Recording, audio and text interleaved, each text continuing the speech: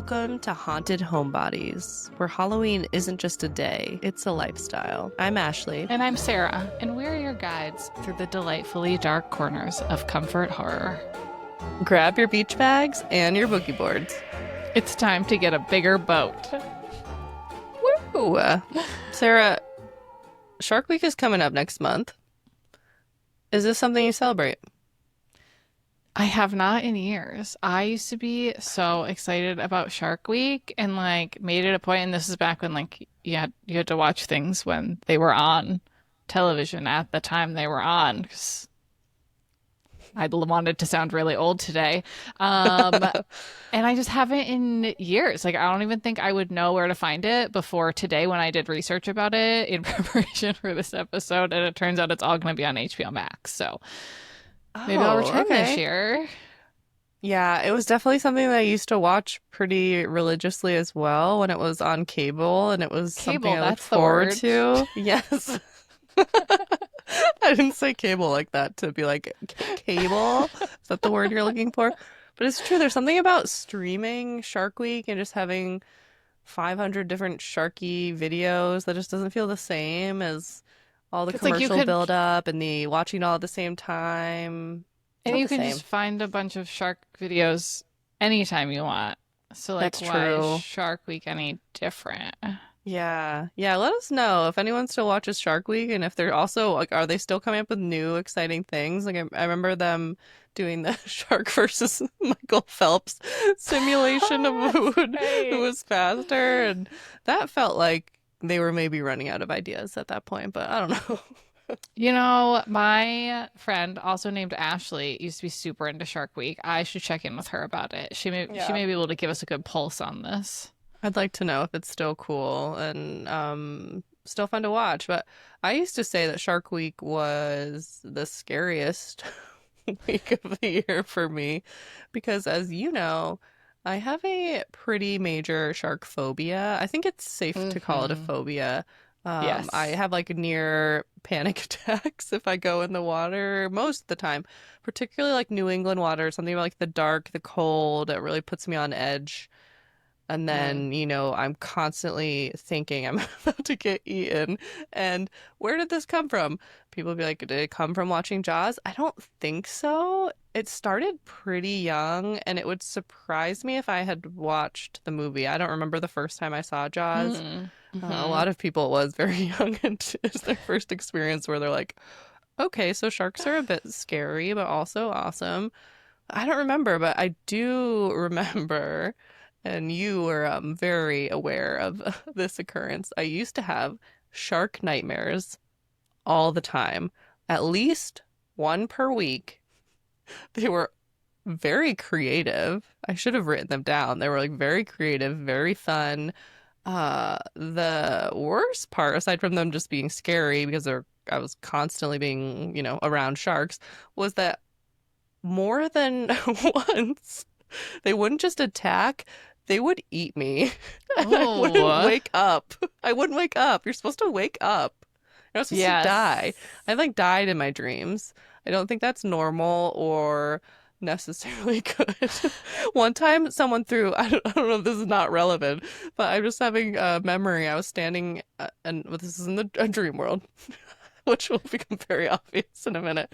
I was standing on my grandma's porch, and someone threw a grenade at me, and I blew up in my dream. God. Like dusty human. And then the dream just continued, and I was like, all right, well, I guess you don't need me. Anywho. So I do remember a lot of your dreams because you used to tell us your dreams scary stories. Instead of made up scary stories, you would relay detailed telling of your dreams to me and whoever else was around us. Yes, this is our podcast origin story. Before we were recording, I was already telling you scary stories. I don't remember if you wanted to hear them or not. I just was like, all right, buckle up. I'm going to tell you what happened because I need to share this drama with someone. They were find them mostly entertaining. though. Yeah.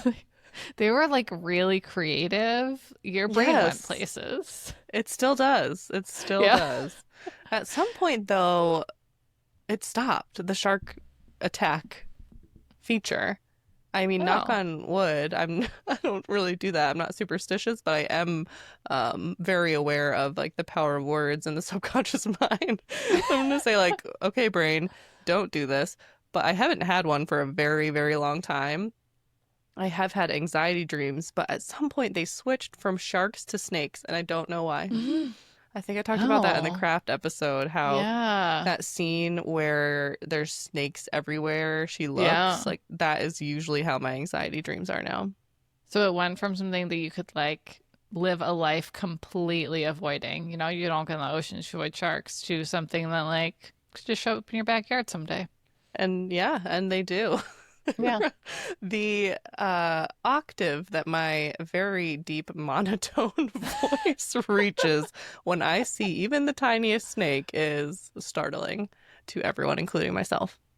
I'm really sorry that we put you through having a snake rug in our house when you came to visit. I don't think I realized the degree to which you feared snakes these days. It's okay. I mean, so snakes and sharks, I fear them, which one is reasonable. They are actually dangerous. Sharks for sure, most of them. Snakes, some of them, not all, but I don't know. I don't have them all the poisonous kinds memorized. Okay. Most of the ones you're But going to encounter in New England are perfectly fine, perfectly that's safe. true. That's true. Most. I still don't get bit, but anyway, No. I fear them. I have a healthy fear. No, it's not really healthy. I have extreme fear. But I also like respect them and think they're really cool. So which is I guess why I was really into Shark Week, and Yeah. snakes Okay. freak me out watching them. Something about the slithering. They just the way they move viscerally affects me. And also seeing a shark video actually viscerally affects me. Okay, so I So am I you're still enjoying pretty myself? afraid of I don't know. sharks. Yeah. I don't know. I don't know. I don't know. Yeah. Yeah. But I think they're Well, cool. That's my official statement.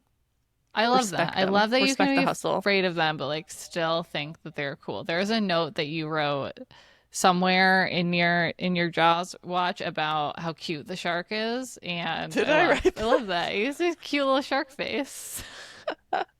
That is so weird of me to say.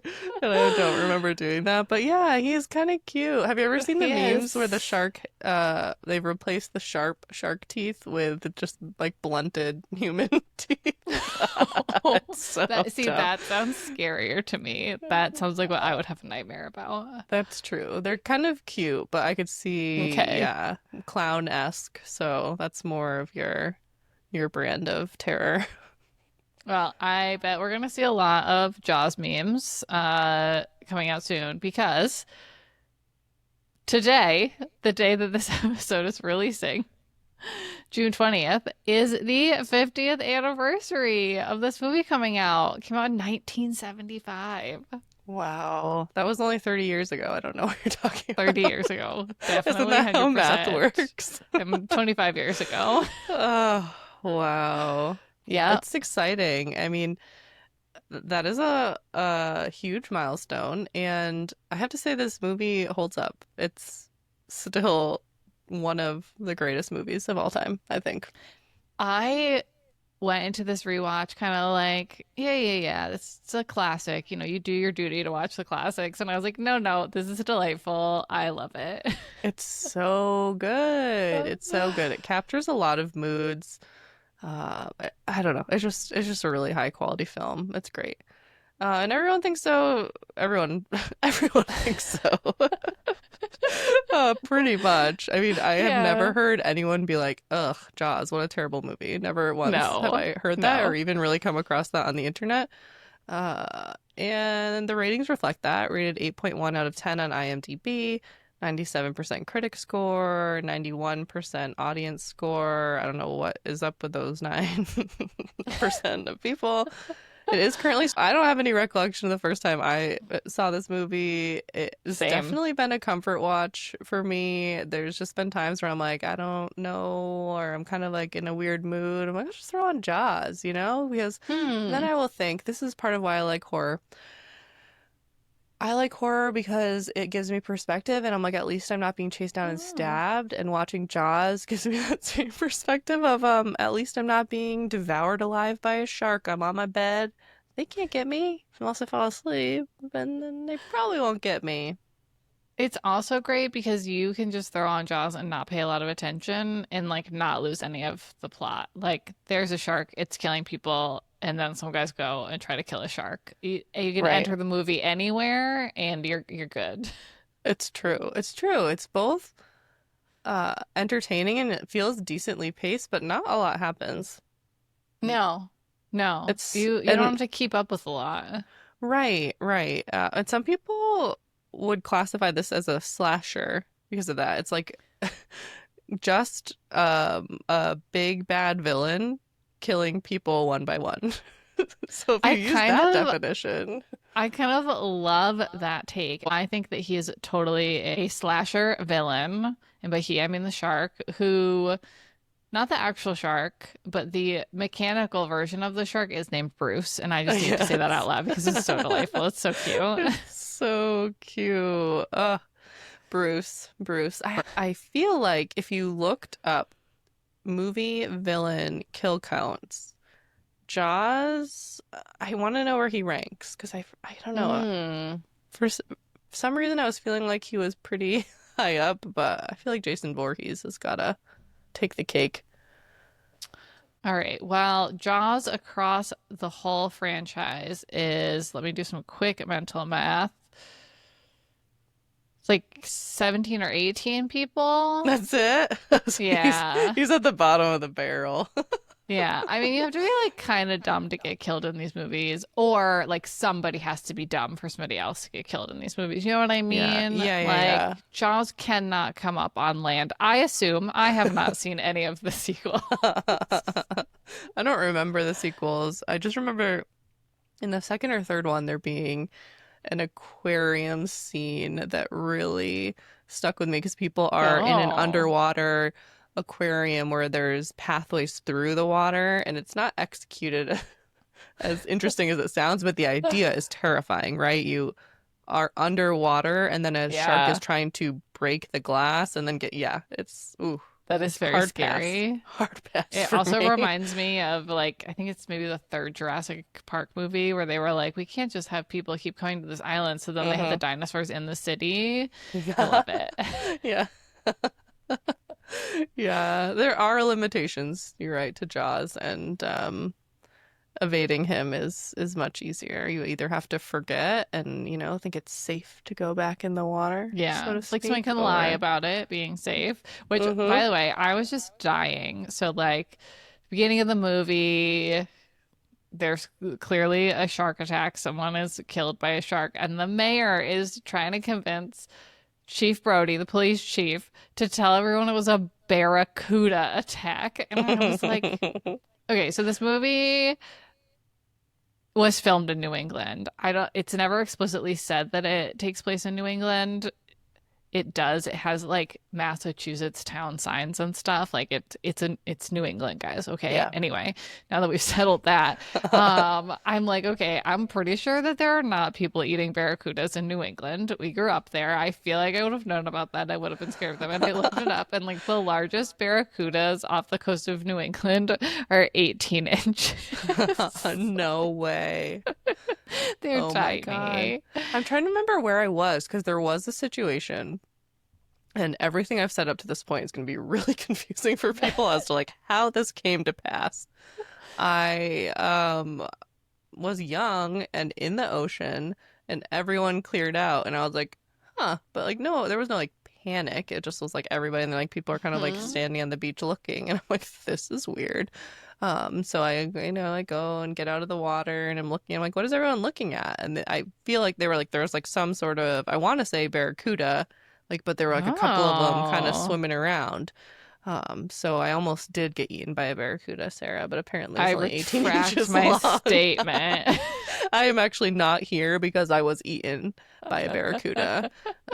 Yeah, the one time I was like, you know what? I'm gonna give the ocean a try. Oh no. I don't remember. Yeah, I must have been. You know, when you have days where you're like, you know what? If the shark takes me, it takes me. I must have been having one of those days at 7 years old and was just like, yeah, I'm going in. But I don't remember. It's a weird memory and one where I like even thinking about it now, I'm like, the story doesn't even make sense. Like, is this a dream that I have somehow warped into thinking it was real? I'm sure Yeah. Kimmy, my mom, she calls in to the podcast, but calls in, meaning she'll like call me and leave me a message and being like, you were saying this and I want to know that. And will Kimmy, ask give me us the real questions. story. Maybe she'll remember. And also, like, why didn't you come get me? Well, everyone was fleeing the ocean, and I'm just like floating around with the barracudas. Because it was 18 inches long and it wasn't a big deal. I was That's my probably guess. like the way that this story would make sense is that I was like in knee deep water. Okay. Okay. But Yeah. I don't know. I don't remember. I don't remember. Well, love that. Love that is such a New England vibe. Filmed on Martha's Vineyard. Both of us have since lived in California, and California beaches are such a different vibe than New England beaches. Like For I just sure. saw this beach 50 years ago, and I was like, yeah, that's a New England beach. Yes, I love movies that are actually filmed in a place that is like where it's supposed to be set. It may not be the exact place, like this town is made up in the movie, but it is made to be very coastal Massachusetts. And then, it was filmed there, which just doesn't happen, I think, now because of cost mostly, but it really does not have to stretch to bring that coastal New England vibe. And for a movie that is scary and disturbing at times, it's also just a really lovely watch. It's just really well shot, really Yeah. well acted, and it does just give like the best summer vibes. Like this is such a good movie to pop on when you just want to feel that like summery energy. 100% agree. It is. It's the small town. It's the small town vibe that is present in the vast majority of movies that we talk about on this podcast. If we're talking about cozy horror, it's got a cute little town.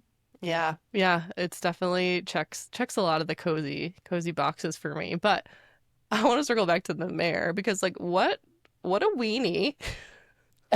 He's the real villain. Is it Jaws? Maybe Jaws is just hungry. They talk about him being a rogue shark, which I think science has proven is just not a thing, really. It's one of those science things where they've like proven that it's not a thing or proven, as much as science can prove. But also, every now and again, there'll be a shark where they're like, yeah, that was kind of messed up. We don't know why I did that.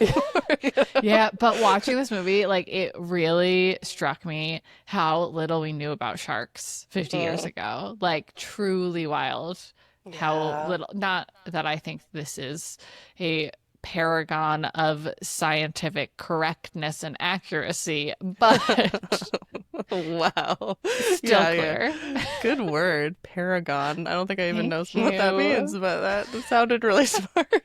Hope I used it correctly. We don't have enough people listening to find out yet, but you're not going to get emails being like, what is, you use that in the wrong context. But yeah, I don't even, what were we even talking about? You said The Paragon, and my mayor. brain The was like, mayor was a boop, boop, weenie. boop. Yes. Okay, so he was the real villain, although I will say Jaws did seem to have a chip on his shoulder, and I was like a couple times like, let it go. Let it go. Like, go find a seal. This is a bit much. I don't know what his problem was. But also like he's being hunted. So at a Yeah. certain point, are you like, are you defending yourself? That is something that I want to talk about really quick. That I love this movie. It's a great movie, but it also I think is I don't know what the right word is. It's Paragon. I don't know. people fault the story, which was originally a book, and the film for creating this fear of sharks Hmm. and also this attitude toward sharks. Um, that I don't know, that like it's like us against them. And it's like, no, they're just kind of Hmm. doing their thing. And yes, sometimes worlds collide and it's really not good, but that doesn't mean that like we have the right to mistreat them, beyond like legal fishing, etc., Yeah. And like Spielberg has actually said that he really regrets what happened as a result of the movie. Like a lot, Mm, like shark fishing got way more popular. Like people really villainized them. On the yeah. other hand, though, I think it did like create uh um interest in sharks. So like we Yeah. did eventually get more information about sharks because of it, but still pretty sad. I was also really sad watching the movie. Like, okay, so Jaws is the villain. He's gonna die at the end. That's fine. But they killed another shark I because they know. thought it was Jaws. I know, I know. And yeah, we're not like, if it's not obvious, we're not like the hunting and fishing type. I'm not No. against the practices when done ethically, but Totally. it's Hmm. not for me. And actually, we were standing by the river the other day and people were fishing. And like, I love watching people fish. I think like fly fishing, I love watching people just cast and the babbling brook. And I just find it all very relaxing. Yeah. Anytime someone catches a fish, like a guy caught the fish and he was like pulling it in, and then we saw it, and I was like, I can't watch. I have to look away. Like No, I it's can't handle so any of the rest. sad. It just really bums me out. Like it's really funny because we're like saying this, and then we're like, decapitate her, rip her head off. But then like it's like a little It's the little human. fish or a It's really big fine. fish. I know. It's just so different. It's so different. But yeah, that was part that wow. Ugh. That part was sad.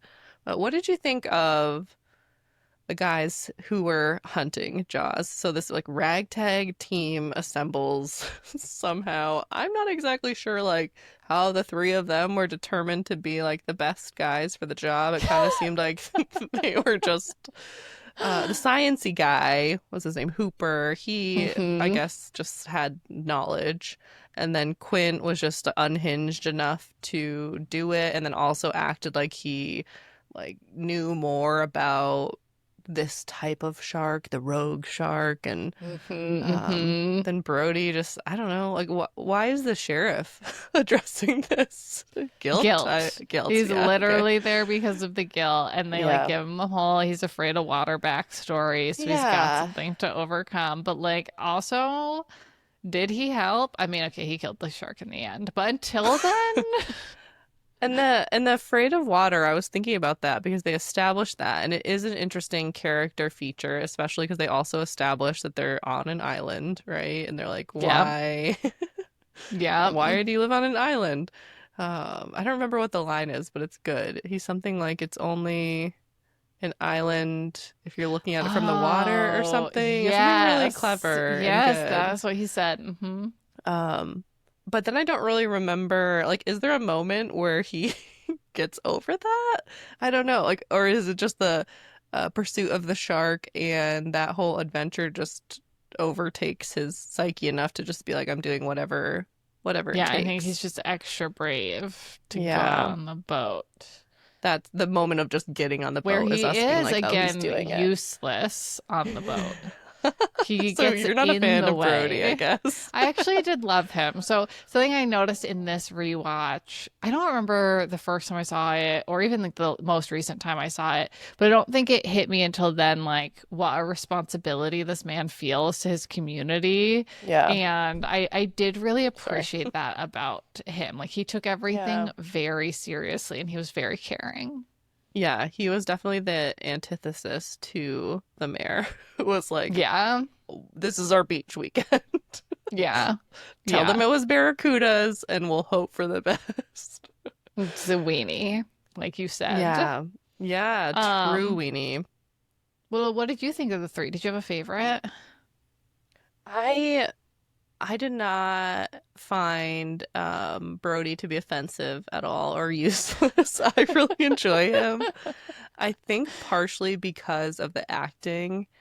What is the actor's Yeah. name? I can't remember. I meant to write it down, but he is so good. I don't know him or like remember seeing him in anything else. I'm like, why was this man not in like No. every movie? He must have been very selective about what movies he was in. But there are a few moments where his acting is so good that it's like almost makes me forget that it's a movie. I don't know. There's just He's something about excellent. the way that he portrays it. I'm thinking of this one scene in particular, which is actually my favorite scene of the movie. It's so good. It's such a iconic scene. It's when he is kind of like looking away from the water and he's chumming the water. He's gotten the job, so he's not useless. He's chumming. They obviously think he's Yes. useless because they're making him chum the water. Yes. So he's throwing in these yucky, yeah, chum is so gross. And he's just kind of like mouthing off. He's got a cigarette in his mouth, and Jaws, little animatronic Bruce, emerges, and we see him. This is the first time we have not Jaws. Yeah. He's Bruce has been an off-screen villain for the duration. We have not seen even like we think it's a shark. We don't know for sure. Could be or what kind of shark it is or what it looks like. They think it's like a big fat great white, which it is. But this is the first time we see him. And Brody looks over and sees this shark, which just, yum, nom, nom, on the chum. And his reaction is just so good. The look on his face, the way he stands up, the way he steps backwards slowly into Uh-huh. where Quint is. The whole scene, I don't know, it's so good. It's so good. I just love it. The cigarette stays in his mouth the whole time. It's perfect. It's perfect. I'm a big Brody fan, if you can't tell. He's great. The actor's name, by the way, is Roy Schneider. And I do Mm, think he was in quite a bit just a long time before we were paying attention to movies. fair enough. Fair enough. Yeah, Yeah. that's true. And I could imagine him being in a lot of dramatic roles and just things that I Hmm. probably wouldn't want to Yeah. watch because of. Yeah. But yeah, really great. And I don't know, I kind of like all of them in their own way.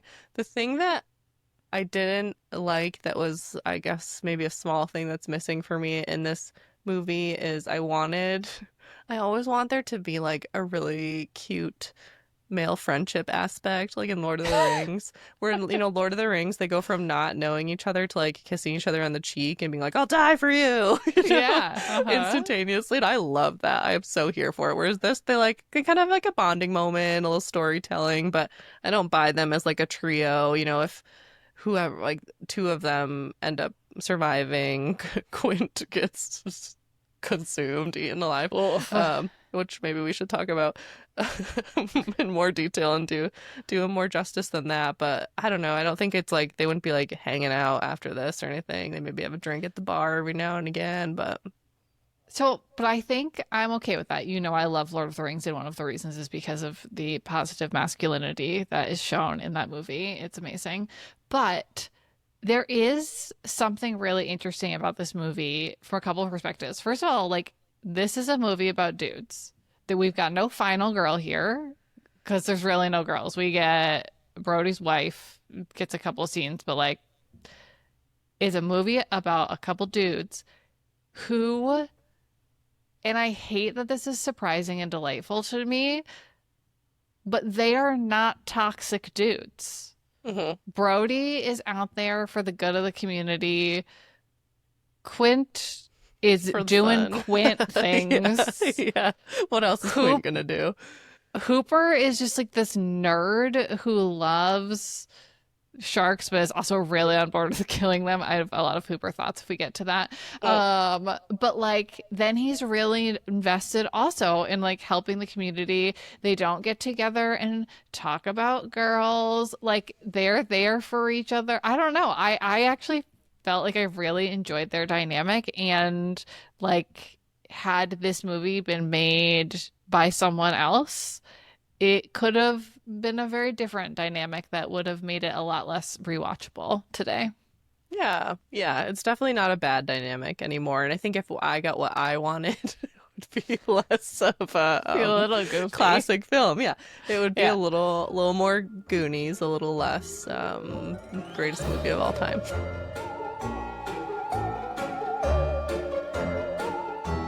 Speaking of The Goonies, by the way, this movie has the same rating as The Goonies, and I can't get over it. This movie is rated PG, as is The Goonies, with the caveat that the PG-13 rating did not yet exist at this time. Okay. Okay. That makes it a little better, but no, that's just wrong. It's I just know. wrong. I completely forgot that at the very beginning of this movie, a child is eaten. And a For dog. We starters, don't a see the dog, dog. but we Yeah, it's know. implied. It Yeah. is implied that, and We, I think it's the child and his dog. Like, that's yeah. horrific. That poor woman. Ugh. Well, we watch Quint get eaten. Like that is a Watch. gruesome death. There's somebody's leg at some point. We see a dead body. And this movie is rated PG. It makes literally no sense. I can't. It was Yeah. apparently originally rated R and they like took some Yes. stuff out, but still like I Yeah. don't so the PG-13 rating was actually created for a Spielberg film a few years after this. It was Indiana Jones and the Last Crusade. Okay.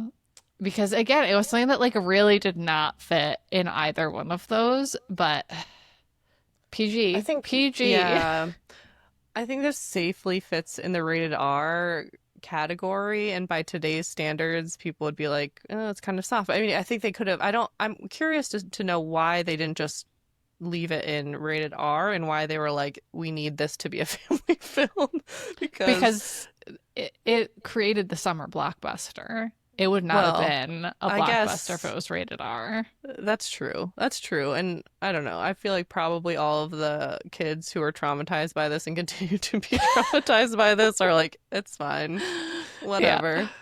I was it's scared. It was fun. Now I love it. That's just like how that works. It's bizarre, but maybe it is for the best because it was able to be this movie that walks the line in terms of like its gruesomeness, and especially for like the time, they had limitations in terms of like how they could shoot things and what effects they could use.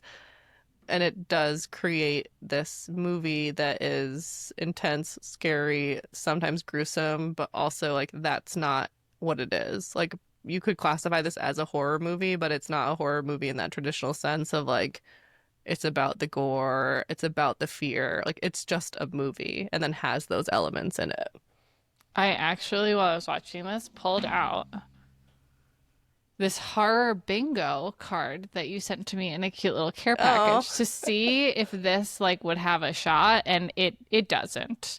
And this yeah. is like the classic horror movie things like cabin in the woods, snakes, a Mm. masked killer, lights flickering. It kind of has lights flickering. Okay, there's one, but it doesn't have most of, and the lights flickering is not in that traditional scary way. It's just because Bruce knocked the shit out of that boat. Yeah. Oh, Bruce. Bruce, He's great. Bruce. Bruce. Well, any final Yeah. thoughts? Well, I do have as suggested by you, Jaws Oh yeah. trivia game for you. I did no If you're preparation for ready. this aside from watching the Great. film, so I am excited to see if I know any of them. Excellent. Let's get into it. Your first fact, true or false, about Jaws. Jaws was based on a series of real life shark attacks that took place in 1916 off of Cape Cod. Hmm. So yeah, so Jaws was originally a novel, so the movie is based on the novel. Now, is the novel based, and those shark attacks were real. So I'm going to say true, just because all of these things feel real. I don't know if he based the novel off of that, though. So this was kind of a trick question from several different directions. I promise this is the only trick question. Um, the author of the novel has claimed that the book was not based off of a series of real life shark attacks, but there was a series of attacks in 1916 in New Jersey, Jersey Hmm. Shore, that are like way too similar. It's like so on the Yeah. nose that it's like, okay, obviously it was based on these. Yeah, So that's like when artists are not, they pretend that they had completely original ideas. It's like that's not what anyone expects. Like, we expect you yeah, to be inspired by life and other It's people's okay. stories. It's even like the estuary thing where like Brody's son is swimming in like the little estuary, so like not out in the wide open Yes. ocean. Like that was a thing that happened in the New Jersey attacks, and Yes. that is in the And novel. yeah, yeah, those oh, interesting. And Yeah. those attacks were really shocking because it was in a river, right? I believe it Yeah. was Uh-huh. like, yeah, it wasn't in the ocean. And it was a Yeah. child, for at Yeah. least one of them. Yeah, very sad. It is Anyway, very you sad. tricked me, but I kind of smelled it. Okay, Wasn't quite there. no more trick questions. Okay, the iconic line, "You're gonna need a bigger boat," was improvised. True or false? Hmm. I'm gonna say true just because I want that to be true. It is true. Fun. Roy Schneider improvised that line, but it was actually like kind of a running joke on the set because the boat they were in was too small to fit all of the film equipment. So he did say it on camera, like as his character, but it was kind of like he was like ribbing the guys about the film equipment. So, yeah, that's funny. That makes sense. It's also a line where you watch it and you hear the line and it kind of just like breezes by. And it's so interesting how these lines can become iconic, like out of context, but then like in Yeah. context, it's kind of like, And it's like, like it's so iconic almost in this like ironic way, but it's not. Like he tries to call the Coast Guard to get a bigger boat. Like he yeah, really thinks they need a bigger boat. Bruce is right. like all up on that boat. Yeah. He sinks it. So Yes, he's, yes. yeah, he's on the right path there. Okay, next fact. Jaws was the first ever movie to predominantly be shot on the ocean. True or false? Mm. Hmm. 1975. Martha's Vineyard? Sure, I'll say true. That is true. Usually they would have Wow. shot something like this on like a studio water tank, which, Yeah. they've been doing for years and continue to do. Spielberg wanted to shoot it like very realistically, and it caused so many issues in I the can imagine. production, including with Bruce. So they had Right. three mechanical sharks, and they were like malfunctioning like crazy because they were in the ocean. The They were in ocean. salt Yeah, water. I Which cannot imagine how that would have worked.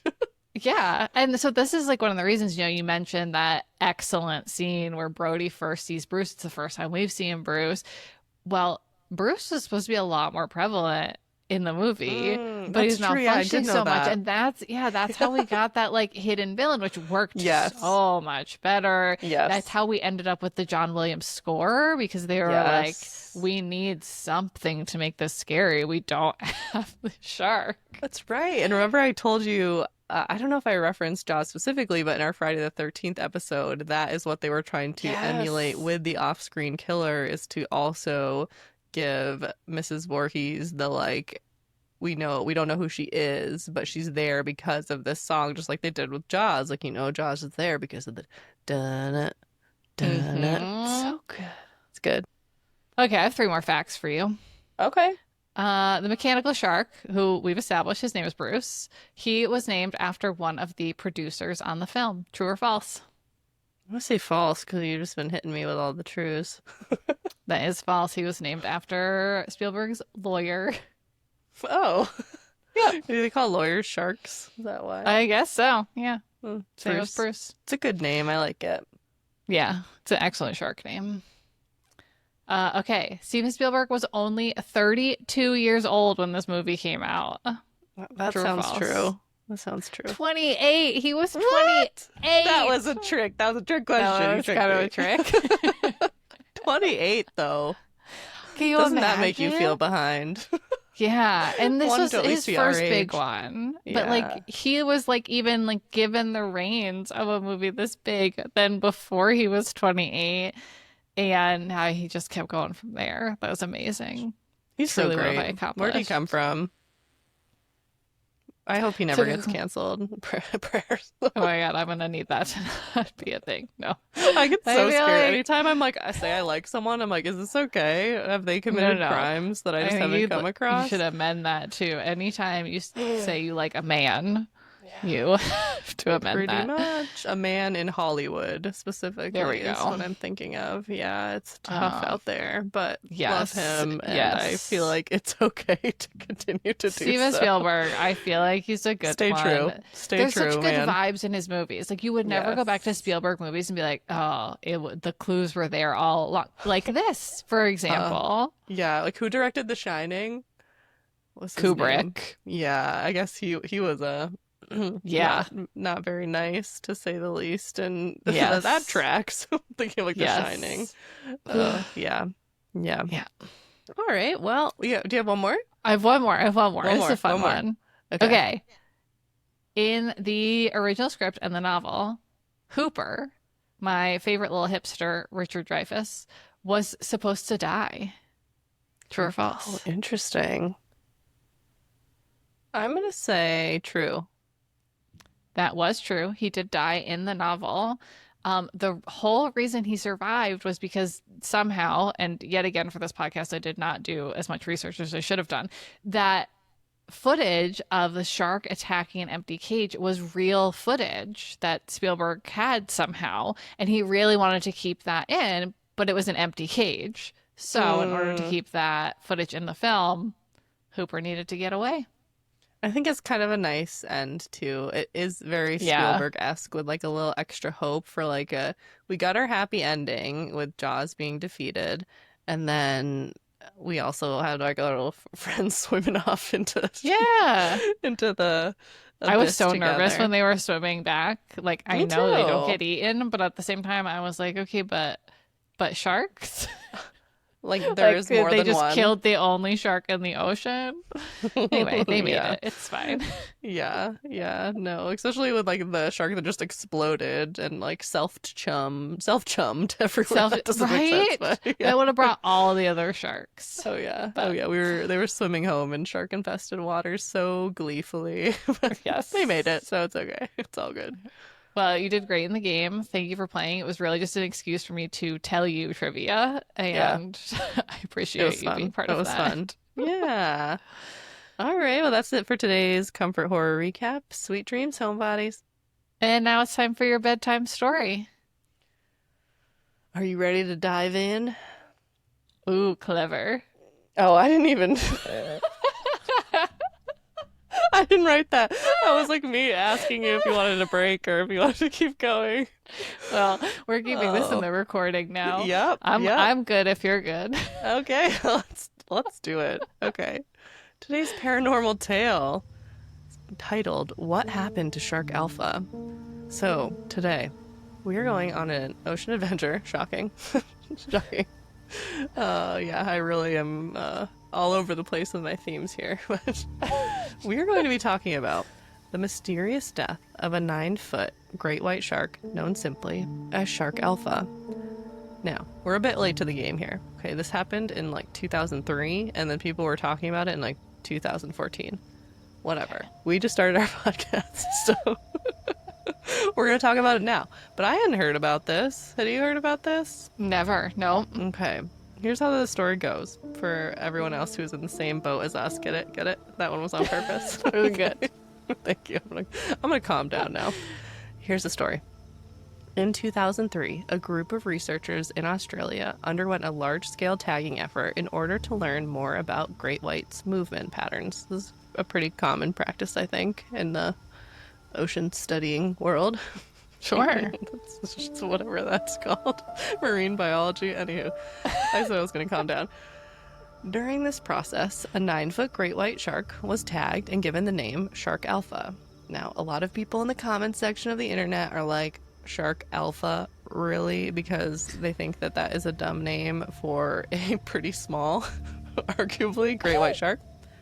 I'm just going to say, if I came across a 9-foot great white shark, you bet your bottom dollar I would not be calling it small. Also, That's terrifying. I would not be coming across it because I would be on land. We've established this already in today's episode. But yeah, it's it's not the biggest shark out there, but it's 9 feet long. That's a decent size. So this tagging process was documented by a filmmaker. His name was David Riggs, and there was a documentary that was released about the process. And for some reason, it wasn't released until 11 years later. Right? So this tagging and story happened in 2003, and then in 2014, this documentary came out, and it was called Hunt for the Super Predator. And the way, I don't really know, obviously I wasn't there paying attention at the time, but it was marketed in a way that made it seem like really intense, which I think is why the internet kind of was like, whoa, like what happened? What happened to this shark? So here is the story. And first I'm going to give the article. The main article that I'm referencing is called Massive Sea Creature Attacks, Kills, and Eats a Great White Shark. And this was written by Justine Alford for the site IFC Science. I said I was going to get into the story, but I'm not quite there yet. So basically, I was trying to track down this documentary. So I was like, I want to watch this. This seems interesting. Yeah. It'll be helpful to research the story. And in the article, they link to the video, to the page on the Smithsonian channel. And it's gone. Like, the video is gone. Like, it's been taken down. And I couldn't find anything really that was, like, very... Like, you'd think this would be, like, pretty easy to track down and that maybe I would just have to pay a few bucks to watch it. I couldn't find it. And I wasn't willing to just go through the BS of sifting through endless YouTube videos that say it's talking about this and it's just some person doing what we're doing. It's really fair. Yeah, so I didn't do a deep dive, the best experts. Yeah, exactly. It was just weird. I was like, what happened to this video? Did they take it down? Like, what's going on? But the article outlined, like, it was an article kind of about the documentary, so it outlined what went down. So, according to the article, 4 months after Shark Alpha was tagged, the tagging device was found just 2.5 miles from the location where they originally tagged the shark. After retrieving the data from the tag, scientists were shocked to discover some very unusual data that gave them a glimpse into the shark's untimely and presumably violent end. The device was found to have gone suddenly to a fairly extreme depth and very quickly. It went down about 580 meters, which is about 1,900 feet. It just was like, whoom, like that is like what the reading suggested. So I was like, 1,900 feet, that seems like a lot to me, but like the ocean's really big. So I looked it up. According to the National Ocean Service, the average depth of the ocean is 12,000 feet, with the deepest part of the ocean being called the Challenger Deep, and that is 36,000 feet. So what? Yeah. So we're not like, going way down there, but still to dive 1,900 feet, like, what did we say? How tall did we say the Sears Tower was, or the Willis Tower, wherever I was in Chicago? I mean, that's like very far to be plunging. 1,500 feet. Okay, so it's like pretty similar. Yeah. Are you okay after learning how deep the ocean is? Not really. I know, me neither. I wasn't. I was like, I need a minute. It was terrifying. It like blows my mind sometimes that is on the same planet as us. I know. So, I mean, and that's kind of like where people's brain goes. Like, the ocean is really deep. Like, do we really know what's down there? So, basically, the tag is grabbed by something. It's plunged down a lot of feet really fast. And you would think that if, say this was Bruce, Bruce the shark is just like, I'm just playing, I'm having a good time, I'm just going to dive really deep. Not typical behavior, I don't think, of great white sharks, but if that were to happen, then the sensor temperature would drop as he went deeper. The ocean gets colder, which is kind of how it works. Science, okay. That's not what happened. So the ocean is typically 32 to 37 degrees Fahrenheit, and this is in like the deeper parts of the ocean. Okay. The sensor went from 46 degrees, so we were kind of like closer to the surface. That's a pretty normal ocean temperature, to 78 degrees. and it remained at 78 degrees for 8 days. So what do you think happened Oh, there? I think something ate him. So the lore and story around this, because of the way that this just having the sensor data and nothing else, was that this shark was like swallowed alive. Like Whoa. something swallowed it and then dove But it was back into alive. its. So the I sensor showed that the shark was alive that whole time? No, I don't think. I don't Okay. know if the sensor could show that type of reading. Okay. Um, but that's basically just like the sensationalized version of what happened, or Okay. like well, of what people were saying happened. Like something huge came up, chomped this 9 foot shark whole, and Yeah. then dove back into its Okay. dark abyss. So that's kind of like the fun, like, whoa, like what's living down there? We're all terrified. And then the scientists were like, well, well, probably not. Probably not. So people were like, okay, so if it wasn't just some giant predator that swallowed him alive, you could say, okay, something came and took a chomp out of just the sensor and then went back down. It would still be weird to think of like, why would it chomp and then dive Yeah. really Yeah. fast? That seems like Uh-huh. a thing that was done in order to kill it. But so people were speculating like what could have done this. So like a really giant squid, like those have been known to not really consume sharks, but like attack them, and they're just terrifying. And we're like, do we know how giant a giant squid can get? People wondered if it was a pack of orcas. And then, of course, there were the people that were like, it's just some monster that we don't know about, or like megalodons are still real. you know? My favorite theory. Yeah, that's definitely the most fun, terrifying one. But science says no. Okay, they have an idea of what did this after thinking through the data, and their conclusion was it was a giant, cannibalistic great white shark. That's pretty scary. All right. So, great white sharks are known for cannibalism. It's not unusual. They will eat each other. It's not super common, but it's a known behavior.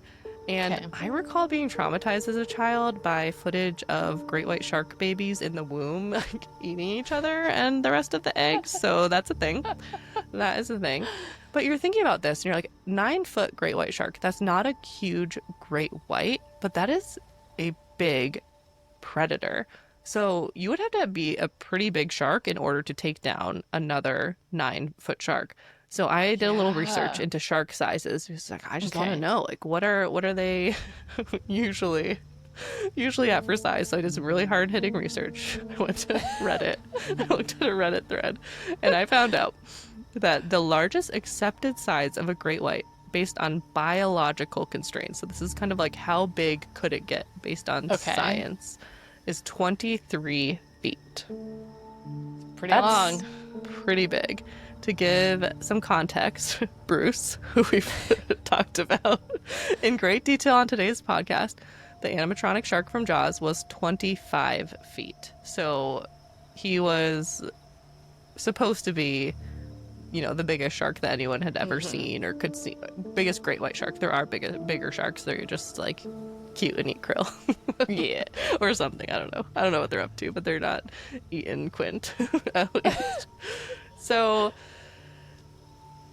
23 feet, that we've never known a shark to be that big. The biggest one is usually like 19 to 20. No, the biggest one Okay. on record is 19 to 20 feet long. So that's like the biggest one Okay. ever. Typically, Yeah. they're like 12 to 16 feet. So yeah, our little 9 foot shark alpha, he was probably a juvenile, like a younger shark, or Okay. on the smaller end. So he was little. But average being like, say it was like it couldn't have been like probably a 12-foot shark or maybe even a 16-foot shark. It probably was one of the the big dogs. I do want to give another mind-blowing measurement for you. I couldn't recall. I knew megalodons were big, but I couldn't recall. Right. So the greatest great white shark, the biggest great white shark was, let's say, 20 feet. Megalodons are estimated to be 60 to 80 feet Oh long. my God.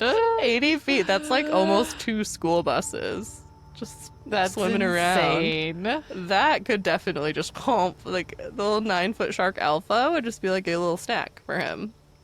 I love megalodon I'm gonna have a nightmare movies. tonight. I can I feel love it coming. them. It's coming in so strong. Okay. So you could imagine that if this was, say, like a 16-foot great white shark, it could possibly have grabbed Shark Alpha, and the theory would be that he grabbed him and then dove into the depth to kind of throw him off, because this isn't like eating a seal where the seal's just like flopping around and you just have to kill it. Like this is another predator that could potentially harm you back. So thought to immobilize it by diving and then ate the shark. And the reason why they think this is true is, I guess, they also know what the temperature is inside a great white shark's belly, and it's about 78 degrees. The same, the same temperature that the sensor stayed for 8 days. So whether all of Shark Alpha was eaten or just the hunk of the sensor was ripped off, not a great end. So not, a crazy sea cryptid or some secret megalodon, but pretty scary nonetheless. But it could be. It could be. Could be. Science says there's an answer. We say we don't know. We can't know for sure. There's no video footage. It's a good story, though. I enjoyed researching that one. That's Loved it. I love shark stories. I love shark movies. Yeah. I feel like there was some megalodon movie that we watched as like tweens. Shark Attack 4, the Megalodon. That just came out of the depths of my brain. Is that what it was? I don't know. Is that what that would be amazing. That is that's something in my brain that's living there. I love it. I mean, also I watched The Meg when it came out a couple years ago. I think the second one of those. Haven't seen it. I think so. Was it good? The Meg? Good, bad? Bad, good? Yes. It was. It was one of those two, good, bad, or bad, good. It's absurd. It's absurd. It's exactly the type of movie I love. Yes. I was going to say, so you liked it. I probably would be like, a little much. Yeah. It's a giant shark. It might be a little too much. Yeah. They're like underwater in some like, I don't think it's a submarine, but it's like an underwater bait. Like it's a lot. There's no escape, basically. Don't love it. Don't love it.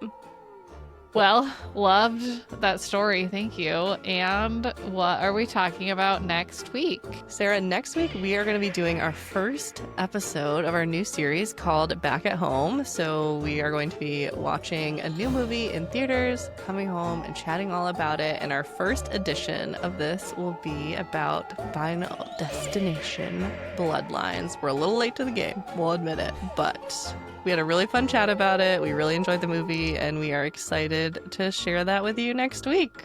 So we'll see you there.